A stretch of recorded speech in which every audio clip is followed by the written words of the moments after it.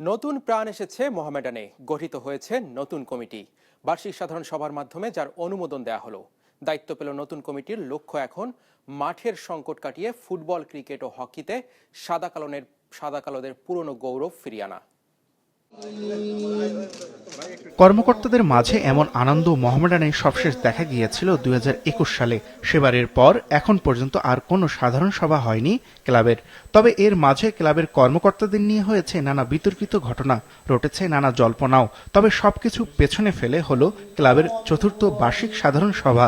371 সদস্য উপস্থিত ছিলেন সভায়, যেখানে 2021 সাল থেকে 2025 সাল পর্যন্ত ক্লাবের আয় 77 কোটি 42 লাখ টাকা, ব্যয় প্রায় 76 কোটি 66 লাখ টাকা হয়েছে বলে জানানো হয়। নতুন সভাপতি ক্রীড়া ব্যক্তিত্ব বরকতুল্লাহ বুলু জানান তার পরিকল্পনার কথা। শুধু অর্থ দিয়ে কোনো ক্লাব, কোনো প্রতিষ্ঠান চলে না, তার সাথে যোগ্য নেতৃত্বের প্রয়োজন হয়।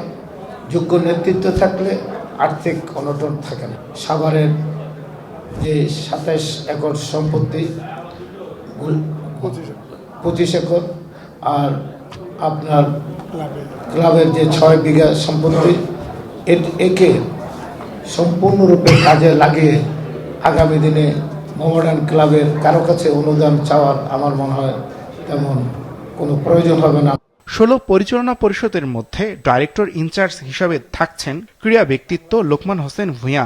দায়িত্ব পাওয়ার পর মোহামেডানের মাঠ সংকট ও আর্থিক বিষয় নিয়ে ভিন্ন রকম বার্তা দিয়েছেন তিনি। যা যা সমস্যা আছে এটাকে আগামী এক সপ্তাহের মধ্যে ইনশাল্লাহ সমাধান হয়ে যাবে। ফুটবল হোক, হকি হোক, ক্রিকেট হোক, মোহামেডান শুধু একটা ইভেন্ট খেলে না, নট ফুটবল, অনেকগুলি ইভেন্ট খেলে। প্রত্যেকটা ইভেন্টে আমরা নজর দিব। নট অনলি আমরা চেষ্টা করব মোহামেডান ক্লাবকে যাতে নিজের পায়ে দাঁড়াতে পারে, নিজের আয়ে আমরা ক্লাব চালাতে পারি। মানুষের কাছে হাত পেতে আর মোহামেডান ক্লাবের আমার মনে হয় ভবিষ্যৎ আর কোনো সম্ভাবনা নেই। আমরা নিজেদের আয়ের উৎস তৈরি করে আমরা ক্লাবকে অনেক দূর উপরে নিয়ে যাব।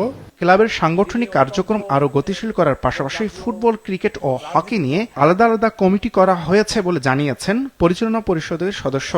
আমাদের হারানো গৌরব আমরা ফিরে আনবো, ইনশাল্লাহ চেষ্টা করব, আশা করি পারবো আমরা। আর আমি মনে করি শুধু টাকাতে টিম চ্যাম্পিয়ন হয় না, টাকার সাথে গুড ম্যানেজমেন্ট লাগে। আমার সাব কমিটির সাথে বৈশা আলোচনা কইরা আমরা আল্লাহর রহমতে হকি টিম আমরা ভালো সেরা দল গঠন করব, ইনশাআল্লাহ চ্যাম্পিয়নশিপ ফাইট দিব।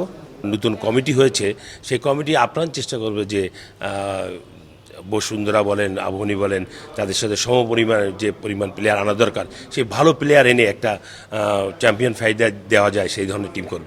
আগামী 2 বছরের জন্য দায়িত্ব পালন করবে এই পরিচালনা পরিষদ।